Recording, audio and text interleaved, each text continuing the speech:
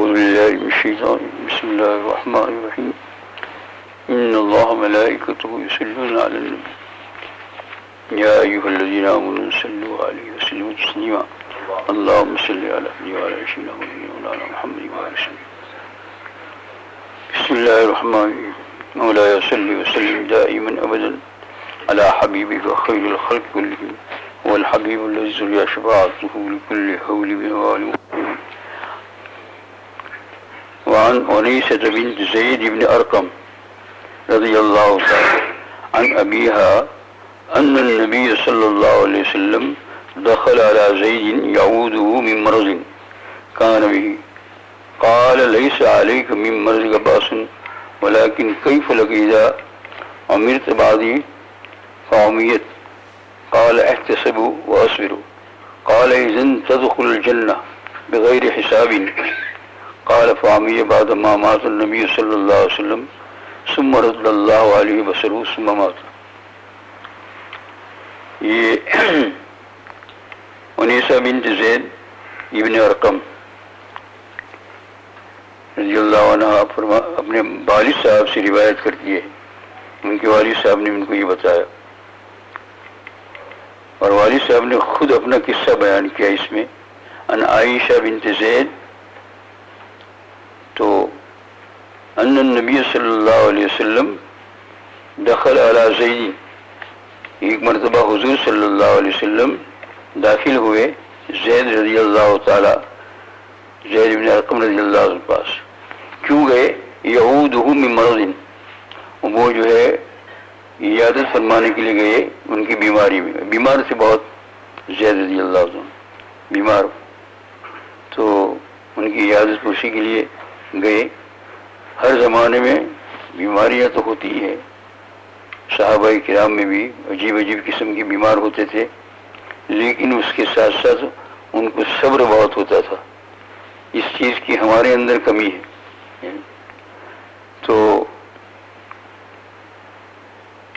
کان بھی قال لیس علیک من مرضک باس، حضور صلی اللہ علیہ وسلم جب کسی کوئی بیمار ہو اور اس کی خبر لینے کے لیے جاتے ہیں تو لا باس طہور انشاءاللہ، سینے پر ہاتھ رکھ کر لا باس طہور انشاءاللہ، کوئی خوف نہیں. لیکن یہاں کیا فرمایا کہ لیس علیک من مرضک باس، آپ وہ جو یہ بیمار ہوئے ہیں بہت، اس بیماری کے اندر آپ کو کوئی خوف نہیں کرنا چاہیے. ولیکن کیف لک، لیکن کس طرح حال ہوگا آپ کا اذا عمرت بعدی، جب تم کو میرے بعد بھی عمر دی جائے گی. یعنی ابھی تو میں زندہ ہوں اور تم بہت بیمار ہو، تم مرنے کی فکر کرتے ہو. میں بتاتا ہوں آپ کو، اور اللہ کا رسول ہے وہ تو جو ہے حق تعالیٰ جل شانہ کی طرف سے وہی خفی بھی آتی ہے، قلب بھی ڈالتے ہیں. تو کہا میرے بعد تم زندہ رہو گے بہت دن، اذا عمرت بعدی. جی ہاں، فعمیت. اب لیکن اس کے بعد کیا ہوگا کہ تمہاری آنکھ چلی جائے گی، جو کتنی پیشین گوئی صاف صاف ہے. ابھی تو ان کی آنکھ بالکل صاف تھی لیکن بیمار تھی. بیماری سے اچھے ہو جاؤ گے اور اس کے بعد پھر جو ہے تم اندھے ہو جاؤ گے، تو اس وقت تمہارا کیا حال ہوگا. تو صحابی تھے بہت نیک صحابی، سب صحابہ سب نیک ہوتے ہیں. احتسب واصبر، میں جو ہے اس وقت میری آنکھ چلی جائے گی تو میں صبر کروں گا اور اللہ تعالیٰ سے ثواب کی امید رکھوں گا کہ اللہ تعالیٰ مجھے اس میری آنکھ جو گئی تو اس پر آپ نے جو وعدہ کیا ہے وہ عطا فرما.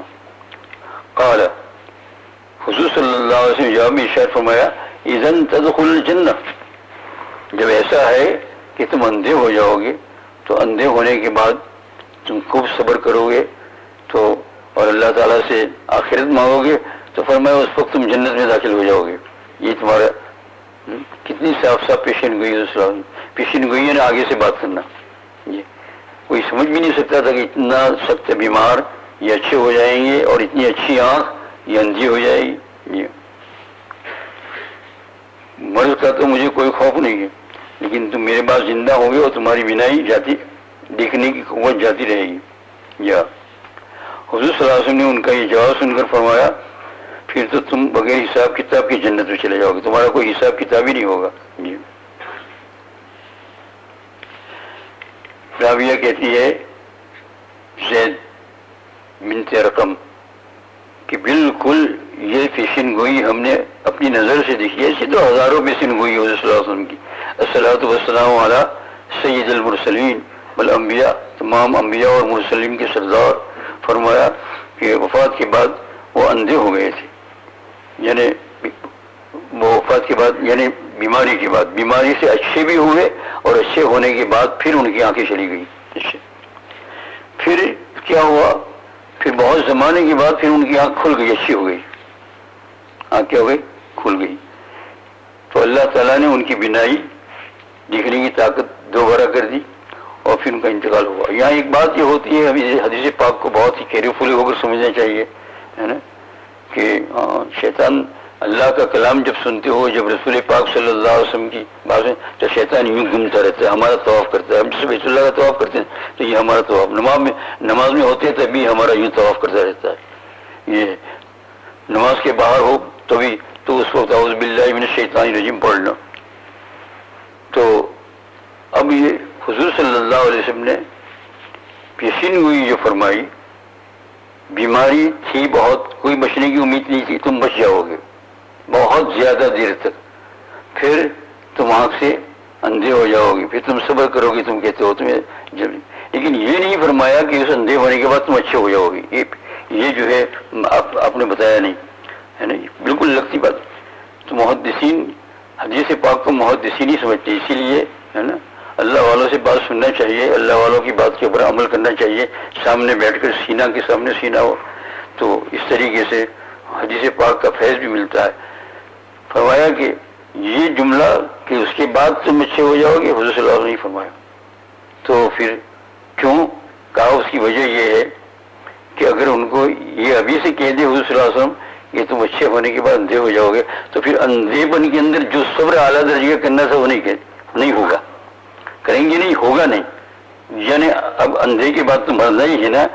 اور حضور صلی اللہ علیہ وسلم ایسا نہیں فرمایا ارشاد کہ تم دیکھتے بھی ہو جاؤ گے، تاکہ ان کو یہی لگے کہ مجھے اندھے ہی رہنا ہے مرتے دم تک. تو پھر اس وقت وہ اس نابینا پن پر، اندھے ہونے پر خوب صبر ادا کرے، اور خوب صبر کرنے پر کیا ہوئے؟ خوب ثواب حاصل کرے. آپ نے دیکھا، آئی بات سمجھ میں؟ کیونکہ اتنی سی بات، ساری بات کھلی بتائی کہ تم زندہ رہنے والے میرے بعد بہت دیر تک، میں تو یہاں سے دنیا سے چلا جاؤں گا لیکن تم بہت زندہ رہو. حضور صلی اللہ علیہ وسلم ایک ایک چیز، ہے نا، ہزاروں قسم کی پیشین گوئی اور کیا کیا فرمایا، کس کس طریقے میں عجیب عجیب باتیں. آپ حضور صلی اللہ علیہ وسلم صحابی کی آنکھ نکل گئی، اب اس زمانے میں آنکھ نکل جائے تو ہائے ہائے ہو جائے، تو تکلیف بہت ہو رہی تھی. تو صحابہ نے بھی مشورہ کیا کہ ایسا کھینچ کر ایسے نکل، ایک مرتبہ تکلیف ہوگی لیکن یہ لٹک رہی ہے. تو دوسرے صحابہ نے کہا نہیں، ایک بات تم بولے، وہ یہ کہ حضور صلی اللہ علیہ وسلم کے سامنے جا کر مشورہ لینا چاہیے. تو آپ کس سامنے؟ آپ نے کہا لے اٹھا کر ان کو لیا ہے، آپ نے یوں لیا اور اس طریقے سے لگا دیا. پتہ نہیں چلتا تھا کون کی آنکھ لٹک پڑی تھی. بعد میں یہ بھی نہیں پتہ چلتا تھا کسی کو، جس کو پتہ نہ ہو کہ رائٹ سائڈ یا لیفٹ سائڈ کی آنکھ گئی تو وہ بتا نہیں سکتا تھا. ایسی تو ہزاروں معجزات. بعد از خدا بزرگ تو یہ قصہ مختصر. ایسے نبی صلی اللہ علیہ وسلم کا فالو کرو. اس نبی کا حال یہ تھا، ہے نا، صلی اللہ علیہ وسلم، کہ میں آج ہی پڑھا رہا تھا حدیث پاک کا درس طلبہ طالبات کو. تو میں ان کو پوچھتا رہتا ہوں طالبات کو کہ تم پڑھتے بھی ہو، مطالعہ بھی کرتے ہو، میرے سوال کے جواب بھی دیتے ہو، لیکن ان کے لیے ہمیشہ آج 15 16 17 سال ہو گئے بخاری شریف پوچھتا رہتا ہوں کہ آج کھانا کیا پکا یہ بتاؤ. تو اس لیے میں نے ان کو کہا اگر تم اس کا جواب جو نفی میں دو گے تو کامیابی نہیں ہے. تو پھر انہوں نے خوب محنت کی اور اب طالبہ جو ہے کھانا پکا کر آتی ہے. تو میں نے کہا کہ یہ میں جو پوچھ رہا ہوں حدیث پاک کے درمیان میں یہ سنت ہے، سنت طریقہ ہے، یعنی سنت طریقے کے متعلق میں پوچھتا ہوں. جیسے حدیث پاک صاحب کیوں کہ حضور صلی اللہ علیہ وسلم گھر کا کام کرتے ہیں یا نہیں؟ آپ جوتی بھی پھٹ جاتے تھے، جوتے سیتے تھے، جو ہماری یہاں موچی کو کیا کہتے ہیں انگلش میں، جوتے سینے والے کو، جی جو بھی کہتے ہو آپ سمجھ گئے نا. تو وہ جو ہے آپ صلی اللہ علیہ وسلم جوتا پھٹ جاتے تھے، ایسا نہیں جا کے نیا لیا سیتے تھے، کپڑا سیتے تھے، بکری کا دودھ نکالتے تھے، یہ سب چیز. تو یہ گھر کا کام کرنا سن رہے ہیں. تو میں ان کو یہ پوچھ رہا تھا، میں نے کہا، اور اس میں نے کہا کہ ان کا یہ بھی فائدہ ہے کہ یہ کام اگر سیکھ جائے گی تو پھر جو ہے ماں باپ کی خدمت بھی کر سکے گی، شوہر کی خدمت بھی کر سکے گی، بچوں کی خدمت بھی کر سکے گی، اور موقع ایسا اللہ تعالیٰ لا دیں گے کہ نیک لوگ بھی خدمت کریں گے. حضرت شیخ زکریا رحمۃ اللہ علیہ کتنے بڑے بزرگ اللہ والے. اسی زمانے میں شیخ الاسلام حضرت مولانا مدنی رحمۃ اللہ علیہ تھے، یہ دارالعلوم دیوبند میں حدیث پڑھاتے تھے، شیخ مدنی رحمۃ اللہ علیہ، اور شیخ زکریا سہارنپوری حدیث پر دونوں میں تعلق بہت تھا. کتابیں آج بھی موجود ہے، اس میں بہت تعلق تھا، دوستانہ تھا. یہ ادھر پڑھاتے تھے، وہ ادھر پڑھاتے تھے. اسی لیے تو حضرت مدنی رحمۃ اللہ علیہ کی جنازے کی نماز شیخ زکریا رحمۃ اللہ نے ہی پڑھائی. سب موجود تھے حضرت کے خاندان کے سب لوگ، مولانا اسد بھی تھے اور ارشد بھی تھے اور سب تھے، لیکن سب نے یہی طے کیا کہ ان کا اور ان کا تعلق بہت زیادہ ہے.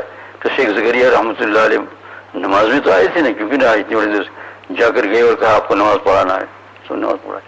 تو ان کا بہت تعلق تھا. تو ایک مرتبہ شیخ الاسلام مولانا مدنی رحمۃ اللہ علیہ دہلی جا رہے تھے. تو دہلی جاتے ہوئے سہارنپور اسٹیشن آتا ہے، یہ سارا ہمارا دیکھا ہوا ہے، آپ لوگوں نے بھی دیکھا ہوگا. سہارنپور سے پھر گاڑی بدل کر مجھے دہلی جانا تھا، اور ٹائم بہت کم تھا اور بھوک بھی لگی تھی.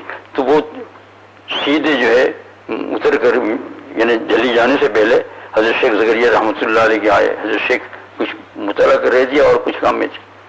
آنے کے بعد بالکل بلا تکلف دوست ہوتا ہے کہ دیکھو میرے پاس 20-25 منٹ ایسا تھوڑا سا ٹائم ہے، کیونکہ مجھے گاڑی میں جانا ضروری ہے، کیونکہ آگے پروگرام ہے دہلی میں، اور مجھے 15-20 منٹ میں آپ جو بھی کچھ رات کا بچا ہوا ہو، حاضر حضور اس کو کہتے ہیں، حاضر حضور نے رات کا جو کچھ بچا ہوا ہو یہ کھلا دو. یہ بات ہوئی 5-7 منٹ. اتنے میں تو شیخ تو وہیں بیٹھے ہوئے ہیں، دونوں شیخ وہیں بیٹھے ہوئے ہیں، اور گھر میں سے جو ہے وہ کھانا کے لیے آواز دیا ایسا ٹک ٹک. تو گرم گرم روٹی اور گرم گرم کھیما کھوایا. تو حضرت شیخ الاسلام نے مذاق کیا حضرت مدی سے، یہ جو ہے تمہاری بچیاں بھی بہت بڑی ولیہ ہو گئی، ایک کرامت سے ہوئی. ابھی تو بات کر رہے تھے کہ آپ حاضر حضور رات کا کھانا کھلاؤ، یہ تو بالکل تازہ آیا. تو کہا یہ اللہ کا فضل و کرم ہے، ہم نے بچیوں کی تربیت کی ہے. جب ہم نے بات شروع کی تو یہیں پکانے کا کمرہ ہے، وہ سن رہی تھی کہ آپ کو کھانا جلدی چاہیے. تو ہمارے کہے بغیر انہوں نے کھیما تو تیار ہی تھا پہلے سے، اس میں مسالہ ڈال کر رکھ دیا، اور 2 چولہے سلگائے. گیس تو تھا نہیں اس زمانے کے اندر، 2 چولہے سلگائے کولسے کے، اور ایک کے اوپر جو ہے رکھ دیا، اور ایک کے اوپر توا رکھ دیا، اور آٹا بھی بندھا ہوا تیار تھا، ایسے روٹی رکھ دی. 5-10 منٹ کھانا بند. حضرت شیخ نے کھایا، اور کتنی دعا دی ہوئی. یہ اللہ والے نے شیخ الاسلام، یہ بھی تو بہت بڑے حضرت مدنی رحمۃ اللہ علیہ کو میں نے خود دیکھا، بہت قریب سے دیکھا، آگے بہت اللہ والے تھے. یہ جیون میں بخاری شریف پڑھاتے تھے. تو انہوں نے دعا دی. تو دعا دینے پر آپ دیکھو 2 بیٹیاں وہ تو کما گئی آخر دنیا میں لوگوں نے دیکھ لیا. ایک کی شادی حضرت جی رحمۃ اللہ علیہ یعنی حضرت مولانا یوسف صاحب رحمۃ اللہ علیہ کے ساتھ ہوئی، اور دوسری کی شادی ہمارے شیخ حضرت مولانا جناب الحسن صاحب رحمۃ اللہ علیہ سے ہوئی. دونوں تبلیغی جماعت کی حضرت ہوئے، امیر جماعت. حضرت مولانا رحمۃ اللہ علیہ کے فرزند یہ اور حضرت مولانا یوسف رحمۃ اللہ علیہ، اور ان کی پھر انتقال کے بعد ان کو آیا، اور یہ دونوں ان کے گھر میں گئی تو ولیہ کیا اعلیٰ درجے کی ولیہ ہو گئی. لوگوں نے دیکھا، عورتوں نے دیکھا، تو ان عورتوں نے بیان کیا. میں بھی ایک مرتبہ نظام الدین رہا ہوں، ہے نا، تو گھر میں سے بچے گئے ملاقات کے لیے، تو دیکھا کہ بس سامنے بڑا قرآن شریف رکھا ہوا ہے. عمر زیادہ تھی، ہو گئی تھی، بڑے حروف والا. بس وہی جب کوئی ملاقات ہے تھوڑی دیر کے لیے ایسا انگلی رکھ دی ملاقات کے لیے، کہاں سے آئے، کس طریقے سے آئے، پھر بیٹھ جاؤ، کھانا بھی آ رہا ہے، پھر پڑھنا شروع کر دیا. کتنا پڑھتے تھے، کتنے اونچے اعلیٰ بن گئے آپ لوگوں نے دیکھا. تو یہ حضور صلی اللہ علیہ وسلم کی سنتوں پر عمل کرنے کی برکت سے سرکار دعا. دیکھو میرے عزیز دوست اور بزرگوں، میں آپ کو دبا کر کہتا ہوں لیکن بہت پست آواز کے اندر، مسجد کو نہ چھوڑنا، نہ وہ جوانوں کے اندر میں سستی دیکھ رہا ہوں. اگر تم نے مسجد کا تعلق چھوڑا برباد ہو جاؤ گے. جاؤ سیدھی بات کر دیتا ہوں. صرف گھر کے اندر نماز پڑھنے کی ان لوگوں کو اجازت ہے جو بیمار ہو، جن کو عذر ہو. جیسے کہ حضور صلی اللہ علیہ وسلم نے جب اذان ہوتی تھی اور بارش خوب ہوتی تھی، ادھر بھی مکہ میں بارش خوب کچا راستہ، تو نمازی کے درمیان میں مؤذن کو حکم تھا، وہ کہہ دیتے کہ الصلاۃ فی الرحال، یعنی رحال بنے وہ کمروں میں، یعنی اصل میں ٹینٹ کو کہتے ہیں، لیکن گھروں میں نماز پڑھو۔ آج بھی یہ طریقہ، آج تک یہ طریقہ وہاں چل رہا ہے۔ جب بھی بہت زیادہ بارش ہوتی ہے، ابھی ہم نے سنا کہ پچھلے زمانے کہ الصلاۃ فی الرحال، تو مجبوری ہو تو نماز پڑھ سکتا ہے، 5 سال تک بھی پڑھ سکتا ہے، 10 سال تک بھی پڑھتا ہے۔ بزرگوں نے کئی سال تک پڑھی نماز کو، یعنی ایک بزرگ کو میں نے دیکھا سلسل بول بیماری تھی پیشاب کی، وہ مسجد میں کبھی نہیں آتے تھے تاکہ کسی کو تکلیف ہو، لیکن سال ہر سال تک وہ نماز پڑھی۔ یہ بھی دیوبند کے بزرگ ہے، حدیث پاک پڑھاتے تھے۔ تو بیماری عذر ہو تو ٹھیک ہے، لیکن میں خاص نوجوانوں سے خطاب کرتا ہوں، اللہ کے رسول کا ساتھ چاہتے ہو، حق تعالیٰ جل شانہ کی محبت چاہتے ہو، تو اب دوبارہ بار بار کہنے کی کیا ضرورت ہے؟ آپ سب جانتے ہیں۔ یہ آپ لوگ مسجدوں سے تعلق کیوں چھوڑتے ہو؟ میں پوچھتا ہوں کیوں چھوڑتے ہو؟ گھر پہ وضو کرنا اس لیے، گھر میں سجدہ کرنا اس لیے، ارے لاکھوں کی دولت کماؤ گے، خاص کر کے نوجوانوں میں تھوڑی دیر کے اندر یہ تم کیا کر رہے ہو؟ ذرا سی یہ عادت پڑ رہی ہے نا، ابھی مسجد میں کیا جائیں گے، وضو کر لیا، نماز پڑھ لی گھر پر۔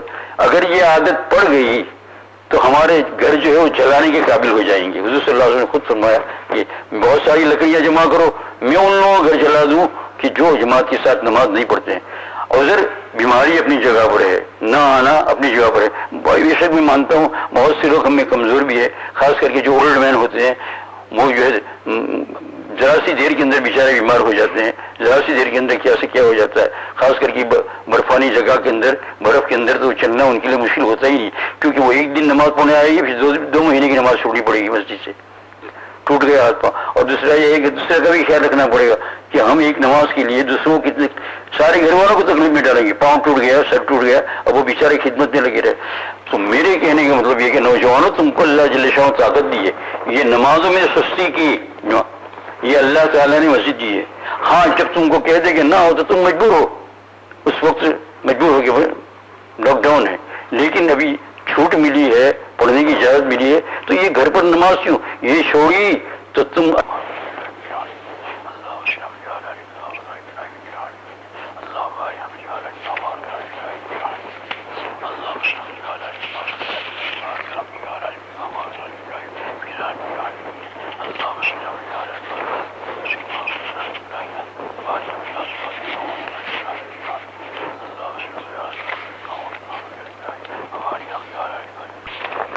بسم اللہ الرحمن الرحیم، الحمد للہ رب العالمین، والصلاة والسلام علی سید الانبیاء والمرسلین، اللہم صلی علی سیدنا و نبینا مولانا محمد وعلی آل سیدنا و نبینا مولانا محمد وسلم۔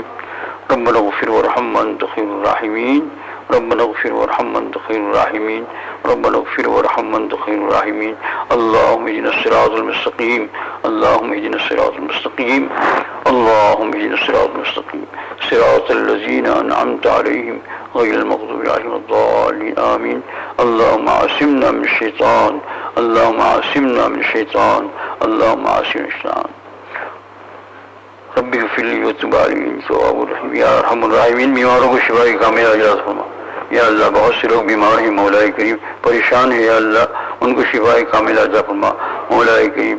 اور مولا کریم یا ارحم الراحمین، اس بیماری کے اندر صبر کرنے کی توفیق عطا فرما، صبر کرنے کی توفیق عطا فرما مولا کریم۔ ہمارے ماں باپ جو موجود ہے ان کو دونوں جہان کی بلا عطا فرما، اور جو آخرت میں پہنچ چکے ہیں مولا کریم ان کی بخشش فرما دے، ان کی بخشش فرما دے، آخرت کے تمام معاملات کو آسان فرما دے مولا۔ اسی طرح تمام رشتہ دار اور پوری امت مسلمہ جو آخرت میں پہنچ چکی ہے مولا کریم ان سب کی مغفرت فرما، مغفرت فرما مولا۔ کٹھن حالات کے اندر ہمیں صبر کی توفیق عطا فرما، حضور اکرم صلی اللہ علیہ وسلم کی اسوہ حسنہ پر ہمیں چلنے کی توفیق عطا فرما۔ ہماری دعاؤں کو رسول اکرم صلی اللہ علیہ وسلم کے طفیل میں قبول فرما، وصلی اللہ تعالی علی خیر خلقہ سیدنا مولانا۔